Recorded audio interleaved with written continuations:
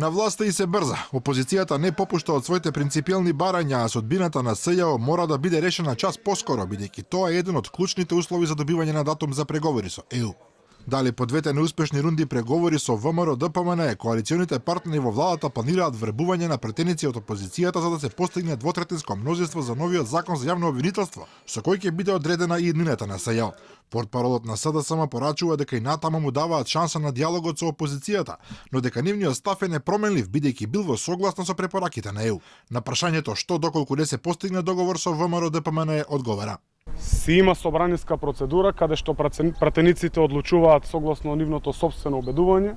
Јас верувам дека сите мои колеги во собранието како пратеници имаат навистина искрени намери да во поставувањето на правната држава во Република Северна Македонија стане пракса. Ден претходно и вице-премиерот Османи порача дека се залага за продолжување на преговорите со ВМРО ДПМН, ама истовремено со потрагата по двотретинско мнозинство во законодавниот дом. Сметам дека треба да се продолжи паралелно да се работи во две траектории и во продолжување на обид за постигнување на консензус, меѓутоа и во комуникација со пратениците за евентуално да се обезбеди мнозинство во собранието.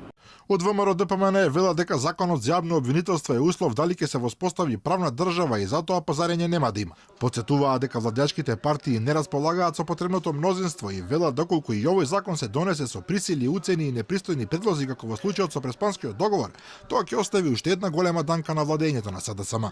Почитувањето на меѓународното право, почитувањето на основните човекови права и принципот за независно и професионално јавно обвинителство треба да ја вратат довербата на граѓаните во системот и да бидат сигурни дека органите на прогонот нема да бидат продолжена рака на извршната власт, туку пред се ќе ги штитат интересите на државата и на граѓаните.